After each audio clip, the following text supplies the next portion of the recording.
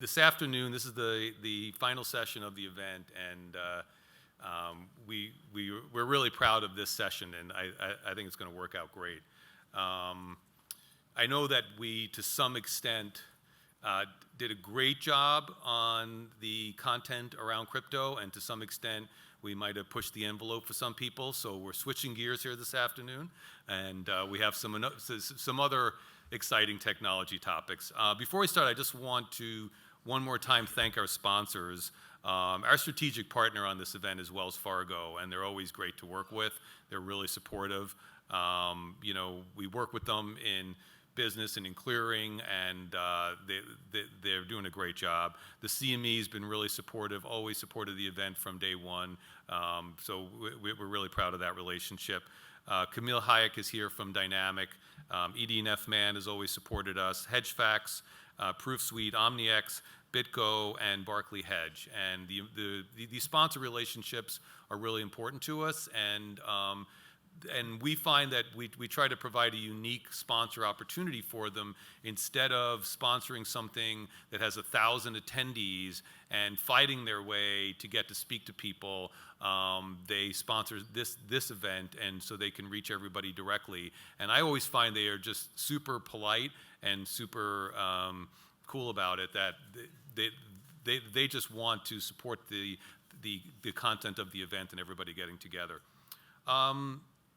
So what we're going to do this afternoon is we're going to have a presentation by Jon Creyts from the Rocky Mountain Institute. And John's going to lay out his thesis of what's imminently happening in the energy markets. And then we're going to follow that with a panel moderated by Dwight. And we're really going to try to unpack that and talk about where we agree or disagree with John's thesis. And when I told Jon on the phone that we might have some people who strongly disagree, he had a great response, which was, we all learn the most in an informed debate. And that's really what we're hoping to foster here, is that to have a debate where we can all get a feel for it. I've been reading books like The Grid, which is in your book bag, and things like it, and getting our head around that the energy markets are about to, possibly about to change dramatically. We reached out to the Rocky Mountain Institute, who's a real leader. They're a not-for-profit, but a real leader in thoughts around renewables and market solutions. So I've asked Jon to help explain a little bit more who the Rocky Mountain Institute is.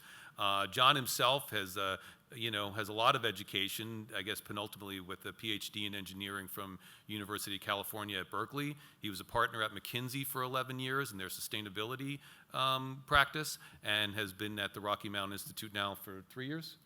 For 6 years. I'm selling him short.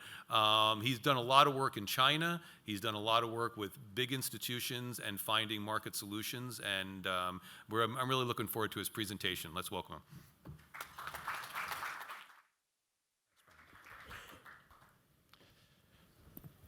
See, I can turn that off, and I'm live. Thanks, Brian. It is really a pleasure to be with you here today. And I'm going to talk a little bit about the changes afoot within the energy industry writ large. And I'm particularly excited that I'm standing on a stage that Daniel Kahneman was on a couple of years ago.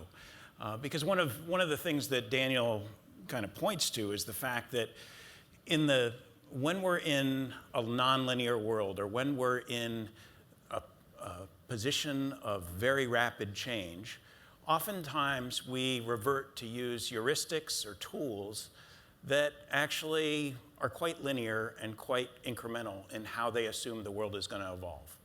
And the story that I'm going to tell you today is about some of the forces at work, both in the mobility side and in the power sector, that should challenge that assumption that we're in a linear world with very predictable outcomes, where looking to the past is an indicator of where we'll be in the future. So I'm going to build up that, and I think it's going to be important to talk about that across multiple dimensions here. And I've chosen really to pull a little bit of an inspiration from Shakespeare, and I'm going to give you a 5-act play here over the next 45 minutes or so. We're going to talk, first really about the industrialization of some of the energy producing, consuming, and storing devices so that we've got grounding in the market on how quickly that's moving. Secondly, we're going to talk about some of the innovative business models that are emerging that could allow more value to be created faster and could surprise you at their scalability. Third, we're going to switch over and we're going to accelerate it a little bit more with IT. And I know you're saturated with blockchain. I do have a couple pages on that, but I will work through very quickly so that I don't in any way scare you off for the remainder of the afternoon. Then when we talk about nonlinearity, policy matters, right? Because there's nothing more nonlinear than actually a shift in policy, which immediately creates changes in the market and dynamics that have to be factored. And then finally, we'll talk about exponentiality, right? And what I would say is that exponentiality isn't adding each one of these pieces together. It's actually multiplying them together, and that you get a multiplicative effect so that if you see nonlinear behavior in costs, in customer demands, in overall regulation of markets, that by pulling those together, we actually need to factor the multiplicative value and how they could eventually drive at rates that, again, aren't historically, where history isn't relevant. So I'll jump into that storyline here in a second, but first, a little bit of a prologue, right? So it was, I think if we go way back in history, it was fire that made us human, right? But fossil fuels made us modern. And they've led to an incredible accumulation of wealth and capacity of our global economy. But we're now at a stage as well where we're starting to see that the dependence on that is starting to cost significantly more. It's starting to threaten, become a more brittle system. It's starting to lead to energy insecurity and access issues that need to be resolved here. And so we as a world need a new solution here, particularly in light of the pending issues that I think around climate change, where we can say that the world has declared through the Paris Accord the fact that we need to manage this in a different way. So when we think about the overall energy system, it's largely two systems right now, and where that carbon comes from, about 40% of our energy is concentrated in oil on a global stage, about 40%, an equal amount, is in the electricity sector, again, just for context. When we think about how those systems work, about 3/4 of the United States' oil consumption goes to transportation, right? About 3/4 of its electricity consumption goes to buildings, and the remainder goes to industry. So again, just as we think about this story, any changes in either of those two big systems are required by buildings, transportation, or factories manufacturing in a different way. So my storyline here will flow through those different elements. Rocky Mountain Institute, as Brian said, we're a nonprofit independent think tank. We were founded 35 years ago by a gentleman named Amory Lovins.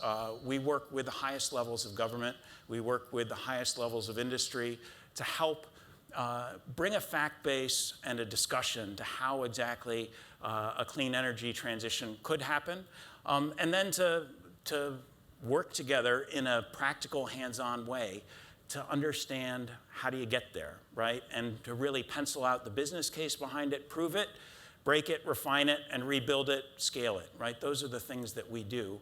And a lot of the examples I'll give today are drawn directly from our work together at different levels. We have an overall thesis called Reinventing Fire, which says that with a combination of technology, design, business models, and policy, we can actually accelerate that clean energy change that we need, specifically to deal with all the challenges that a fossil-based economy pose on us. And we can do that most efficiently, first, by using the energy that we need more efficiently and effectively, right, by decoupling energy demand from value.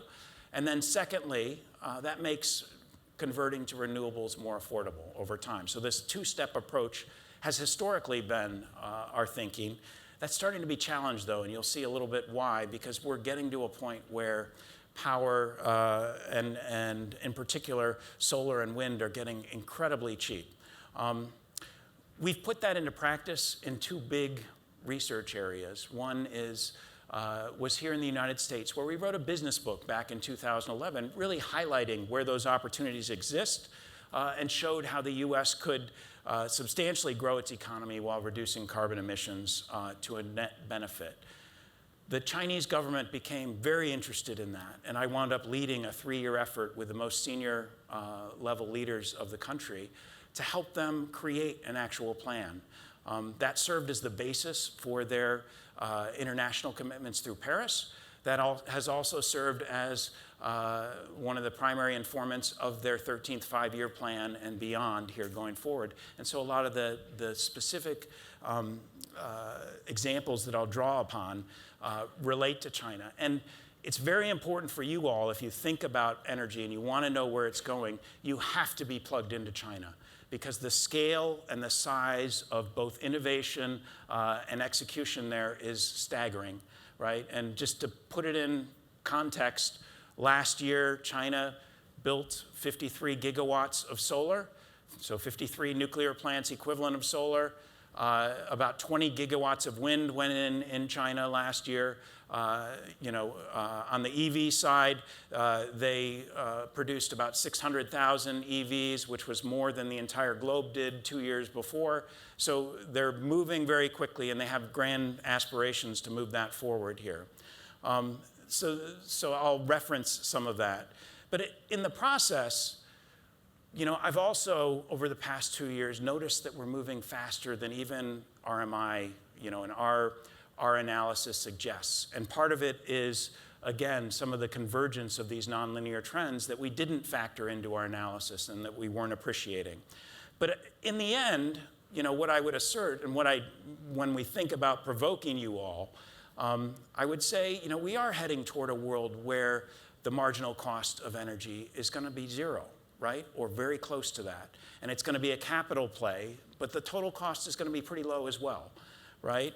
We're heading to a world where, yes, decarbonization is going to have to happen, right? That's been proclaimed by the Paris Agreement. And despite, our current, our government's position, the rest of the world is moving that way. And the economics are going to favor that over time, right? That world is also going to be increasingly decentralized, where we pull in more assets that are paid for other reasons, because they provide other value. Our hot water heaters, our HVAC systems, our virtual storage that's out there that we can use, right, in a coordinated manner in a digitalized world, right? And that's going to be key here, that we need to have harmonized digital approaches, and in particular, the ability to coordinate these flocks or swarms of devices at scale. But when we can do that, we're going to see a very significant shift overall in how the assets are arranged, particularly in the power industry, but across the energy sector writ large, right? And there is no other capital-intensive industry in the world that is allowed to perform at a 50% asset utilization rate, right? If you think about the heavy infrastructures of telecoms or airplanes, any logistics, that doesn't happen, but the power sector does, because we say that time matters, right? And that we need to be able to balance the grid on a real-time basis, and hence we've got assets that run 1% of the time and yet still earn their cost of capital.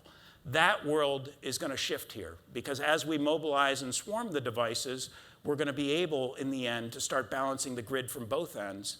And we're going to be able to do that with assets that are virtually free, because they've been paid for other reasons. And finally, I think the fact that when we look toward this, we'll see layers of value emerge here over time, where energy and information fuse to create that new value. We'll see that in the mobility space first. We'll see it in data and information management as well. But increasingly, other new models will emerge over time. So again, that's a bit of the thesis. Now onto the play. So let's just talk really quickly about the grounding of where we are in the industrialized process. We are following a pathway here as a globe around the industrialization of solar, wind, battery storage, efficiency elements like LEDs to the same tune that we have on other devices. In case you've fallen asleep during this energy transition, there was both a rocket launch of LEDs and there was a lightning strike of solar in the last decade, right? Where LEDs have improved about 50-fold in terms of their overall efficacy while reducing their cost tenfold in the last 10 years. Solar has reduced its cost 80% in the last 5 years, right? So if you're not paying attention to this, these are all material because just through that LED shift alone, we can take about 8% of the global electricity demand out of the system, and we will do that in 5 years at a net benefit, right? So expect these transitions to happen pretty quickly.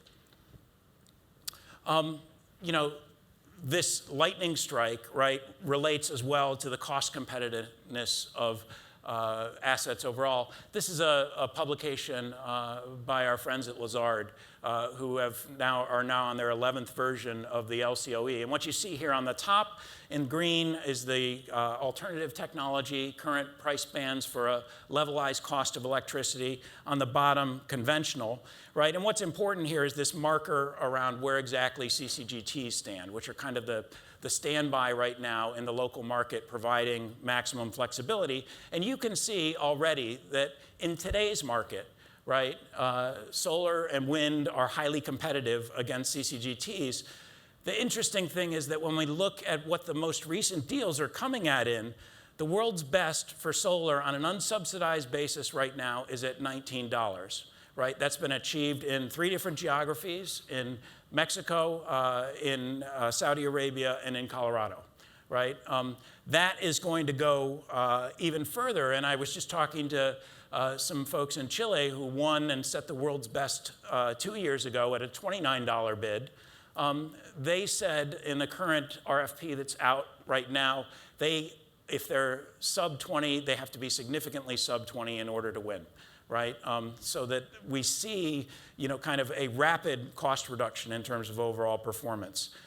That overall cost is a compelling argument, but also on the risk basis, we start to see much more favorable attributes for alternative energies versus new fossil. This is just looking at solar versus fossil, where we can say overall, you know, in terms of price volatility management, in terms of the chunkiness of expenditure, in terms of the relative resilience of systems, preferable to move toward a distributed renewable option, right? And the global overall investments reflect this. When we start looking at it today, you know, renewables receive more than twice the overall investment of traditional fossil, and that's going to continue onward on the electricity side. When we look at the storage side in EV markets, we see, again, a significant growth off a very small scale, I think, to begin with, but with dramatic cost declines overall in electric battery storage, which is going to be important not just on the vehicle side, but because it starts to act as a flattener of volatility for power in the longer term, right? So that's an important element to think through and be aware of. So when we start looking at these different systems, though, we can see very clearly, you know, with doublings of capacity over time, that these core technologies of wind and solar and batteries are all moving at an exponential rate today, right? And that is something that we have to be aware. And again, your and my intuition on linear, right, is not fitting with the pace of change because we're always surprised by how quickly these costs are declining. So which way can we expect other clean techs to go, right? Certainly downward, but actually we can help them and go downward a little bit faster. I'm going to give Wile E. Coyote a little bit of help here through something called integrative design. Because if we swap out the systems that we design the way that we do them today to actually accommodate the performance of the new alternatives, so design buildings around having PVs on the roof, design buildings around having integrated storage capacity, we would do things differently. And when we do, we see dramatic results, right? One example, not far from here, was in 2009, RMI helped retrofit the Empire State Building. We wound up putting in, remanufacturing 6,500 windows on site into super windows that let through light but not heat. We wound up putting in the largest Wi-Fi enabled buildings control system at the time to help manage. We wound up installing better lights and controls in the system. All that led to a building that, in the end, saved 38% of the energy in the building and received a 3-year payback, right? That's from integrating in these emerging technologies at scale. Completely changes the business case associated with it.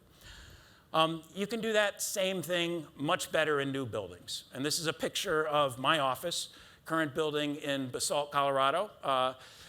We get down to about minus 20 degrees below zero in the winter. We get up to, on average, about 90 degrees in the summer. This building has no heater, no air conditioning associated with it. It's designed to sail, right? Entirely on thermals. We manage the gain of heat into the building through blinds that shift, and that's the automation in the building, as well as a flushing system at night in the summer that allows the warm air out and the cold air in.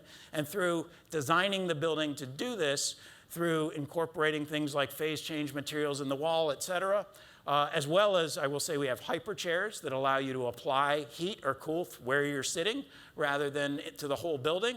We actually achieve a 100-year building with a payback of 3 years on all these advanced technologies against a LEED Silver equivalent, which we thought was the right benchmark for what a conscious institution would do these days. But there's always a question of how do you scale? It's nice to have a nice lab that showcases technologies. California has an interesting way of doing this, right? Which is that they've declared that all houses by 2020, all commercial buildings, all new commercial buildings by 2030 have to be net zero energy. And they'll use a lot of the same types of design principles and technologies that we have here. China has a slightly different approach to it. They've done a lot of the same, incorporated a lot of the same technologies in this office block in Qinhuangdao in northern China to achieve a 62% reduction in overall heating efficiency. And they're going to scale that now. Their 13th five-year plan has basically designated that 50 different new cities that are being built in the country will incorporate these technologies, right? And you think about that, and we're involved in one of them, which is a city of 500,000. It's an immediate market maker when you start incorporating these types of emerging technologies at that scale. We can also think about integrative design for grids as well. And, Africa is the only place in the world that is increasing the amount of access or decreasing the amount of access to electricity here in the world. We've been working quite heavily with different governments. This is an example of some work we did with Rwanda, specifically to try and compress the costs of microgrids, because they can't, due to cost and credit issues, they can't afford to build out a macrogrid in the same degree that we have in the West, and nor do they need to, right? And so they're looking at how distributed, modularized grids can actually be developed. This shows a pathway to about 44 cents a kilowatt hour that we think they can achieve by 2025. We have since just conducted a similar exercise with Nigeria. By the way, 44 cents sounds like a lot to you and me, but you have to remember this economy is pegged to diesel as their primary fuel, so that actually is quite competitive relative to what they see. We just did a similar thing in Nigeria, and they, through different actions of the government, can get down to about 20 cents per kilowatt hour in the same time frame. That is significant, because then we can start talking about microgrids as being a replacement for the macrogrids and actually allowing developing economies to leapfrog. Again, the fact that we can modularize systems like this is important, because we can start changing from small-scale individual success stories into large-scale countrywide programs, and that is going to shift, again, the overall cost trajectory. So I'm going to shift here now to business models, and we'll talk for a second about some of the interesting things that are happening. The big story writ large, as I mentioned, is this shifting overall of cost trajectories between distributed and centralized, where we see now the opportunity for centralized resources to compete at scale. This should be concentrating value in the customer, right? And over time, we indeed think that is going to happen much more readily than what is evident. But there are places of emerging success. And one is certainly in the corporate space, where large corporations benefit not just from the cost competitiveness of renewables, but also practically from the public benefit as well, as they're able to engage stakeholders and to lay claim to their greenness. So this is a picture of the 100% renewable commitments by companies in 2015 at the end of the year. This is that same picture here in 2016, right, in terms of the number of responses that we're seeing. And indeed, those numbers continue to increase. And in fact, just 2 weeks ago, Apple announced that it had indeed sourced 100% of its renewables for its internal operations, for all its stores and all of its internal design facilities. Those are all now 100% renewable, and it's tackling its supply chain next and has made significant progress there. But what does this mean? We have a lot of names there. How does it actually translate into market changes? Well, this actually shows what's happening, right? This is the growth of corporate renewables purchasing, direct purchases of new assets by corporations here in the United States from 2013 to 2017 as this market has picked up. There have been huge innovations in it around financing approaches and contracts for differences between parties, et cetera, that exist here. The net result here is that right now, U.S. corporate renewables account for about 50% of overall new build renewables in the United States today. So a significant driver of market. 2015 was a bit of an outlier because of government incentives. The pathway between 2013 and 2017 looks like the reversion to mean, and here's where we are 2018 year to date. So it's continuing to grow and expand, again, development of these markets. It's not just the big corporations, though, that are engaging, and we start to see things where we can have direct customer engagement and sales. This is a program in the Netherlands where you can actually choose who you are buying your electricity from in the end. If you happen to like a guy holding a cute pig, you can actually source from him. The word is that he actually writes personalized Christmas cards to all of his buyers. That's a business model that I don't even think the utilities would want to compete with to start out with.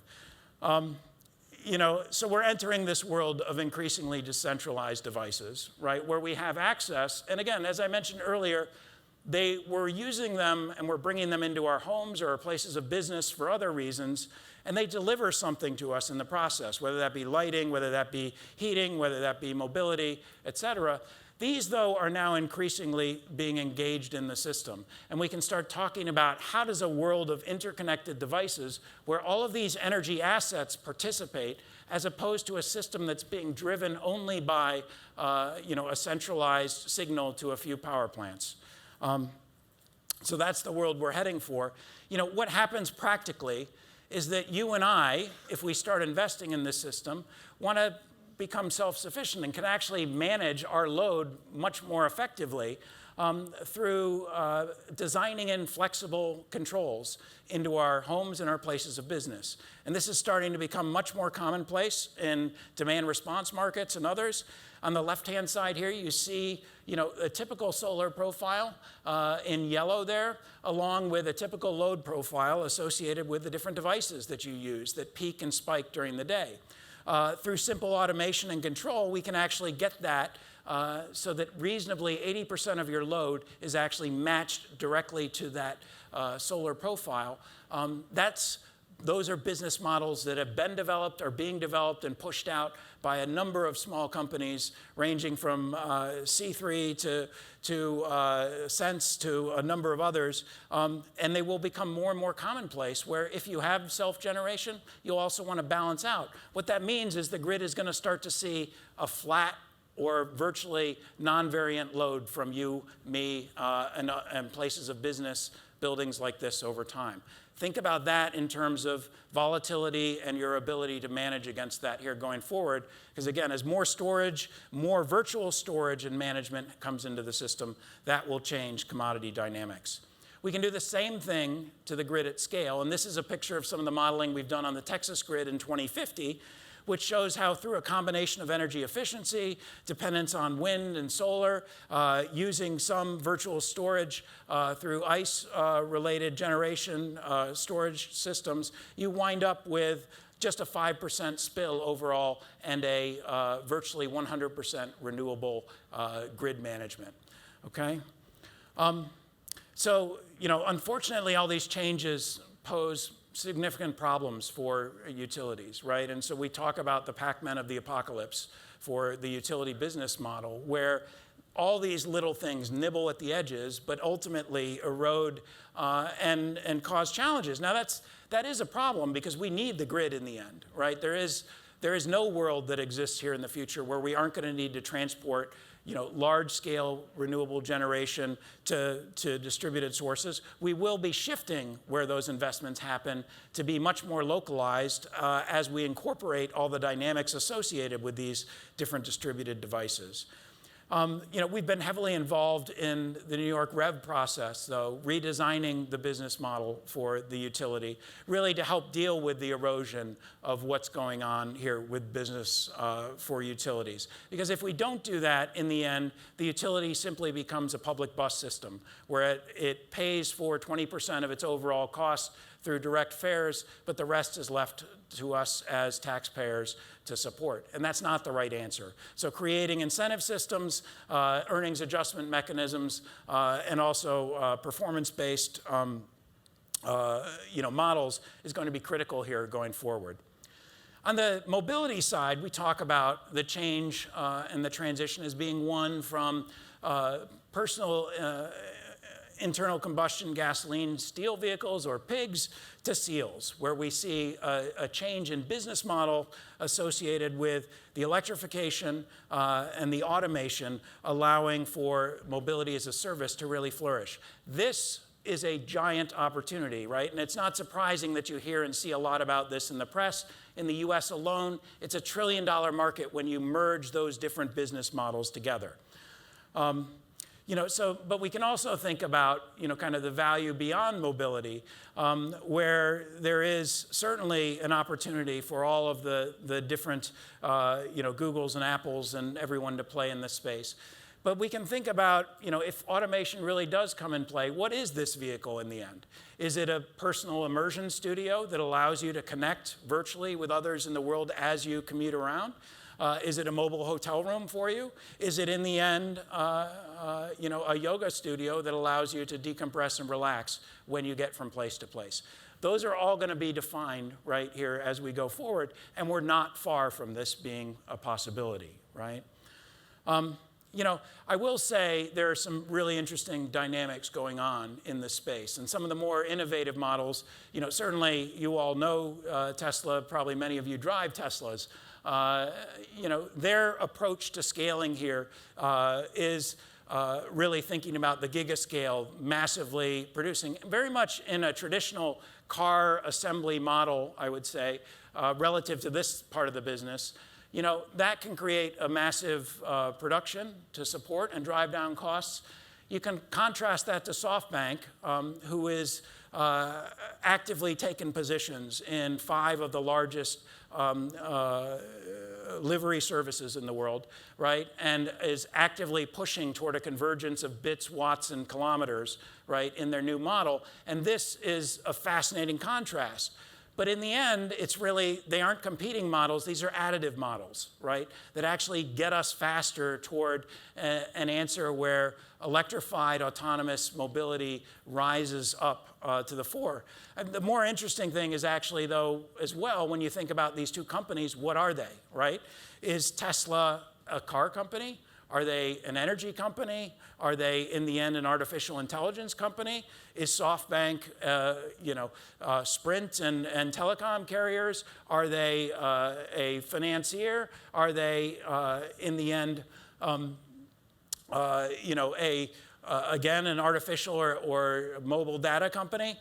These are being blurred as roles, and the convergence, right, of value and the stacking of value within the system is driving their models to scale, right? And that's one of the reasons why Elon Musk, agreed to a tenfold increase in share price as being one of his incentive mechanisms here, because he believes he can steal market share from Exxon and Exelon, right, and potentially, other companies in the process. These are important transitions underway when we think about business models. I'm going to talk briefly about IT. I've already talked about it a bit, so you get a sense of where I'm going. But maybe to start out with, we can think about the bicycle, because that's an IT-heavy device, right? And you, doubtless, if you've traveled globally, you've started to see these in different places. These are dockless bicycles, right? That allow you just to walk up with your smartphone, scan it, and take it off, right? And then stop wherever you want to stop, scan, and leave it there. Right, China originated the idea and had about $2 billion of venture capital thrown into about 10 companies to begin with, primarily concentrated in these two, OFO and Mobike.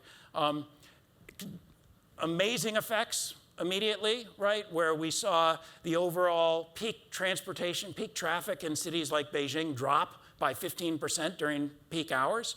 That's an amazing investment, right, in a new resource and availability.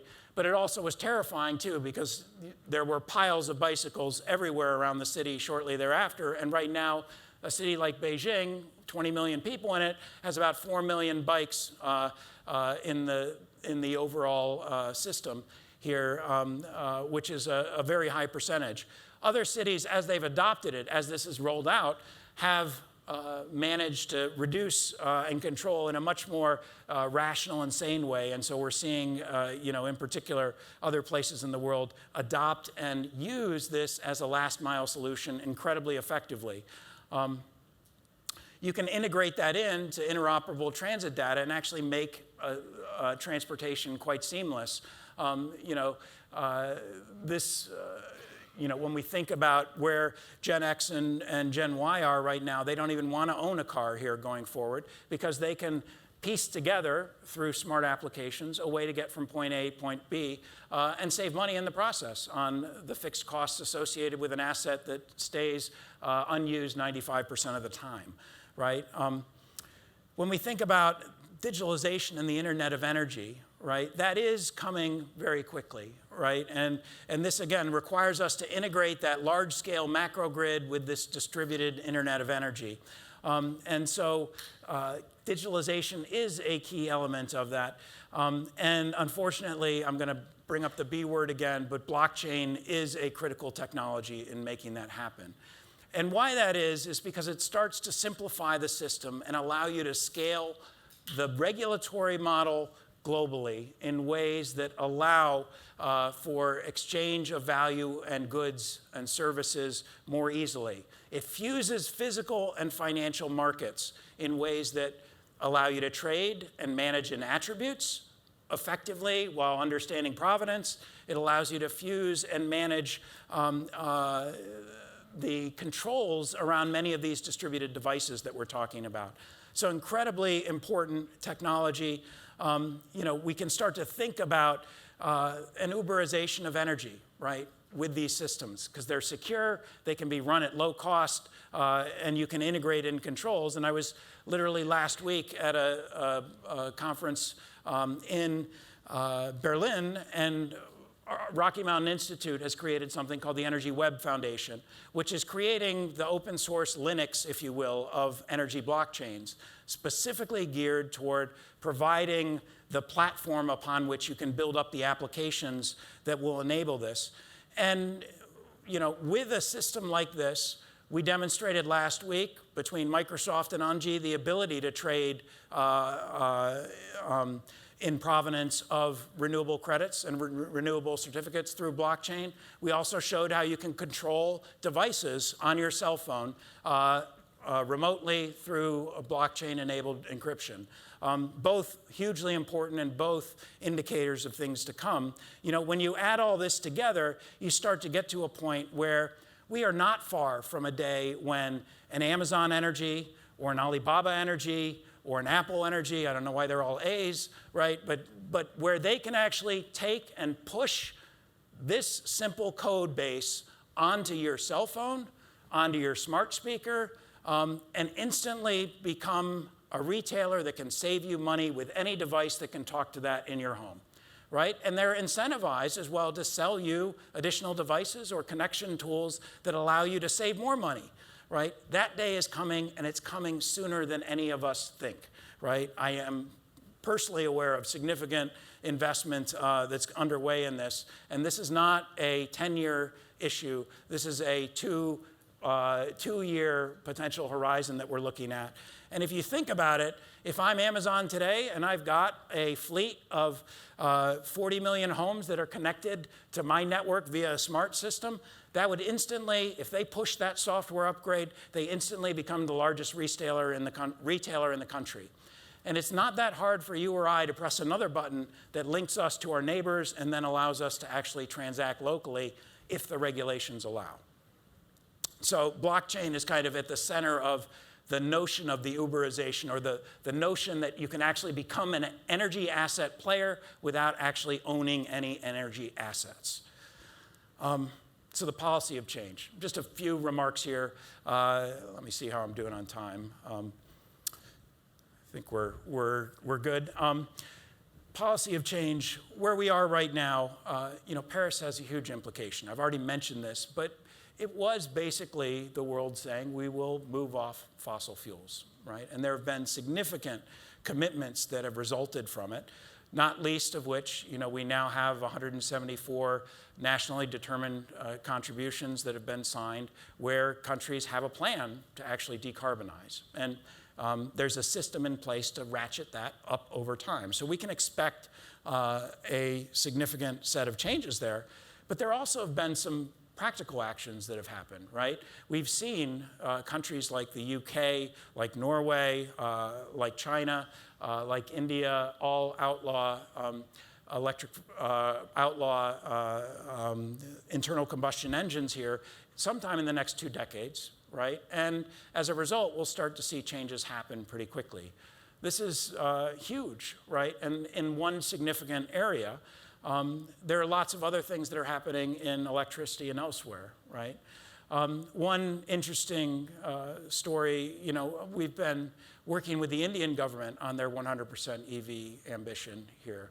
And how exactly do they fulfill it? And for India, this is an issue of national competitiveness, right? They want to grow the supply chain and the capacity, the technological capabilities to be able to participate and profit from this transition.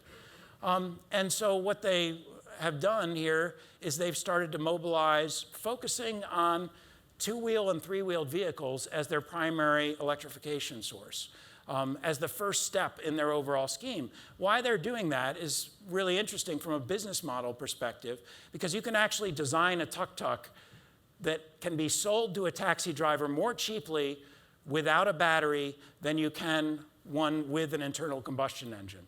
So they actually make it more affordable for participants in that industry to switch over to electrification, while putting in place a financing model that allows them to pay as they drive it on a mile-by-mile basis. So their revenue is matched up with their cost, right? It's a brilliant little approach to ensure that less advantaged economic participants aren't left behind in the process. And so they're building out the supply chain around that. And interestingly, it also allows them to start putting piles of batteries at different places in their grid where they're recharged and provide services to it. They're thinking innovatively about how to build the supply chain, how to coordinate, how to manage, again, with an eye towards scaling to 100% of new vehicles sold in India by 2030 being all electric, right? So that's, again, a massive market, massive aspirations, and significant changes in the overall business environment. Cities are also playing a critical role, right? And there are really a multitude of different things that have been tried and tested, ranging from the mandates and codes, like I mentioned California on their zero net energy building requirement. There are many other cities that have required that. Many cities that have increased funding for mass transit, have developed green banks, et cetera, in order to push forward. And then increasingly, there are highly active, high ambition networks that are trying to take the best practices from each of these cities and share them quickly, right? So that others can profit from and grow in their capacity to execute. Just a few examples here. I think on the 100% renewable in the United States, we now have about 70 different cities that have committed to 100% renewables before 2050. Globally, it's roughly 100 major cities that have proclaimed this, right? And obviously, there's execution requirements, but this starts to shift local permitting requirements, local building requirements, and creates natural market growth and development that, again, is nonlinear when we think about it. I think I've talked a bit about China. I'm just going to give you one quick snapshot of one city. Shenzhen is one of the most progressive cities in China. They have an amazing drive to electrify their vehicle fleet. As of earlier this year, they actually converted their entire 16,000 bus fleet, finished completing the transition to have that be 100% electric. Just to put that in perspective, folks, the top 5 largest cities in North America have fewer buses than that of any kind, right? And a city of 12 million electrified their entire bus fleet. They've done this. They're doing the same thing on urban delivery vehicles, where they're building out. Right now, they're about halfway to having 100% of their urban delivery vehicles electrified. This is for reasons of local emissions. It also, though, starts creating arbitrageable assets on their grid, and they've been experimenting, and we're doing research with them on how exactly do you manage the flow of power to these batteries more effectively and for the greatest overall benefit of the local population. So these are some of the observations I have of what's going on. Let's talk for a second about exponentiation, and I'm gonna ask you to bear with me because I'm gonna get a little bit professorial here. But when we think about market growth, we think about the S-curve of adoption, right? And we know that we go through an early market stage where adoption is slow. We then see a steeper incline as the early to late market adopts, and then we see a slow tail, right? That's very typical. When we look at where we are with solar and wind right now, we are right at the cusp here of going into that vertical segment. And the question is, how steep is that vertical segment going to be, right? This is the adoption rates of various technologies, ranging from telephones to PCs to microwave ovens, refrigerators, et cetera. And you see that between 10 and 90%, many of these transitions happened in the course of a decade, right? Now, we can question whether or not an industry as asset intensive as the power sector can flip as quickly, but I would challenge you to think through a little bit of what this means about how quickly the world could tip here, because clearly the economics say it can happen. Clearly, we have instances where we have 100% renewable generation being managed on different grids, ranging from Germany to Denmark and elsewhere, where it's been proven we can control that level, right? So there isn't fundamentally an inhibitor to us rapidly changing out other than capital cycles. And there is a question there of what happens when the marginal cost of dispatch for many of these fossil-based plants is actually higher than the all-in cost, right, of their replacement, because that's really game over, and that's when the shift will happen the fastest, and we'll start seeing stranded assets that have unrecovered costs associated with them. Okay? So, if we go back to where I started with Kahneman, not surprisingly, in this case, the International Energy Agency has proved remarkably bad in understanding what the forecasts of the world's adoption are of solar and wind here going forward. We're progressing, again, on a nonlinear upward trend, and there is a consistent belief that it will be linear and always, kind of at the current derivative or state of change in the market at the time. And that is, again, something that we need to challenge and understand here going forward.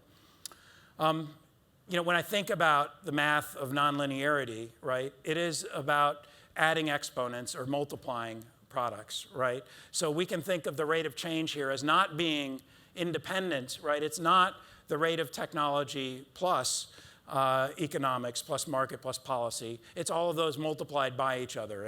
And if I remember right from my my high school algebra, that is all when we multiply, we add exponents, and so we get to this world where the rate and the change in that rate is proportional to the additive multiplied, I shouldn't have said additive, to the multiplied effects of those four things all moving in concert. So, practical example, right? You all may be familiar with this. If you're not, this is a wonderful graphic from Tony Seba over at Stanford that just illustrates the pace of change. This is the Easter Parade in 1900, where you really struggled to see the first car, and this is the same picture in 1913, so 13 years later, where we don't see a horse in the picture, right? So the pace of change fundamentally happened very quickly, and this was accelerated in part by financial innovations by DuPont and others to actually create something innovative called a car loan, right, which allowed very quick adoption. And we're seeing very similar type approaches to financing and managing many of the energy producing and consuming assets that I've talked about here today. A second one I think that is equally interesting is just a picture of what happened in the Vatican between 2005 and 2013 at the installation of two popes, right? And this speaks a lot to how we change exactly how we live, right? And what we need and what are the assets that we have at our disposal. And clearly here, digitalization, is going to play a much more significant role in this energy transition than any of us can yet understand, right? So a second area. So, what is the future going to look like? Ask yourself two questions here. If you had free energy, right, and you could do smart things with it, what would you do differently? Right? That is the world that we're approximating or approaching, right? And it will change how we think about value and where it's created. And then secondly, where are you going to profit from in that shift? We know we're going to see large-scale storage come online. We're going to increase the utilization of that power sector from 50% to 80 to 90% and flatten the outlook for, or flatten the volatility of load expectations here going forward. Sure, the duck curve, for those of you who know, is going to exist in California in the near term, but as we automate and digitalize, you can expect everything to flatten out quite substantially. And that poses for a very different world. But there are going to equally be ways to arbitrage between seasons that could be much more interesting for you, because that's where the asset and the technologies have more trouble, right? And where there's going to be more opportunity, even as the day-to-day shifts, happen. So all that is to say, this is a bit of objective analysis. These are a bit of observations. But in the end, we will have a more prosperous, secure, clean energy future if we do allow and in some ways support this transition to happen and profit in that transition. And so I'll leave you with a last thought from one of the great Americans that just, as we think about our role, there is a way for us to play a role. And that role is in taking some of these ideas, putting them into use, and turning, in the end, predictions into the future that we all deserve. So thank you very much for your attention. So if energy is almost free because you've stored it at some point, isn't there the potential for misuse of energy? In other words, the total consumption of energy actually not going down at all, and us still sort of burning the stuff that we pay for, and then just misusing the free stuff going forward and warming up the planet as a result? Yeah, I mean, and that's a great question. There are lots of debates and discussions around the rebound effect, right? And what actually happens if you make it. In the end, the issue that you have with those persistent fossil assets is that our marginal cost actually isn't free, right? And so they will be flushed out of the system eventually. Now, does that mean, though, that we start creating new ways to use free and abundant energy? Probably, right? We're going to, if the past is any prediction of the future in terms of human, desires and tendencies, we tend to abuse things that we have in abundant supply. So that could happen. But there are ways that we can use it constructively as well. And I think on the margin, we would be heading toward certainly a much cleaner world from the perspective of emissions over time, and potentially the ability to unlock additional human ingenuity around what we do with that additional resource. Any other questions?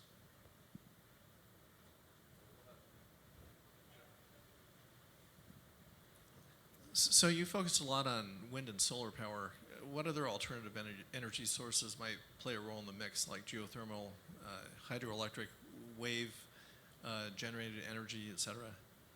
Yeah, it's a great question, and there will be, geothermal, I think, it has good economics. Again, the marginal costs are not zero, right, in terms of production, but there will be places in the world, particularly island economies, where it serves as a mainstay. When we think about wind or offshore wind, it's scaling amazingly fast, and we're seeing, places like Statoil just announced that they've achieved a 67% capacity factor on one of their floating rigs that they just put out there. In terms of subsea wind, energy, ocean thermal, et cetera, much harder to say because the technologies aren't proven, and we're at such a point in the scaling curve on these other two renewables that they will likely dominate the market here, and we'll see a full transition over to those before the competition has a chance to actually succeed in anything but a niche market. I think when we look at hydro, clearly the hydro that's there is going to stay. There are places in the world that will continue to expand hydro, but increasingly for ecological reasons, I think we're seeing more and more of a pushback by local communities in terms of biome destruction and challenges with changing, kind of the natural flows beyond what's already there. So I think politically that one becomes a bit more problematic, even if the economics pencil, right?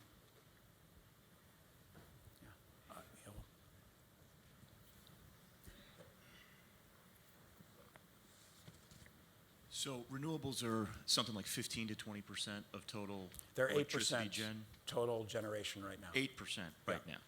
8% for wind and solar, sorry. It's almost 30% if you include, in particular, hydro and a number of other types. And nuclear? But primarily hydro. Nuclear is, on a global basis...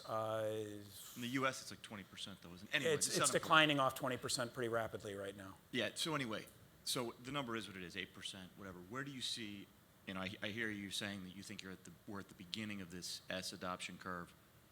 Where do you see that number going in 10 years, and how much of the difference between here and there is dependent on batteries, storage, the ability to store this power because the wind doesn't blow all the time and the sun doesn't shine all the time, and et cetera? Yeah, so it's a good question, right, in terms of the total size and scale of the market. First, to answer the second part of your question, right, in terms of storage, the need for storage is nice, but it's not necessary, particularly on the chemical side, so chemical batteries. I don't think are going to be fundamentally required in the near term to help pencil the economics, because we have lots of other virtual storage out there that is already installed, right? And those are our hot water heaters, those are our HVAC systems, et cetera, that we can actually manage at least for around changing the shape of the curve, over time. We also, when we look at macro modeling, you actually get a nice portfolio effect across the different parts of the grid between solar and wind in terms of compatibility. You can't get all the way to an 80 or 90% without a highly distributed, and essentially a big copper flat plate, to conduct.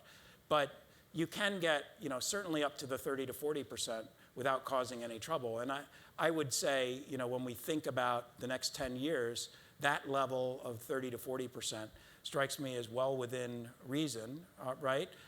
And, we can talk about how low do we go? I mean, in 2 years, solar went from 29 to 19 dollars per megawatt hour.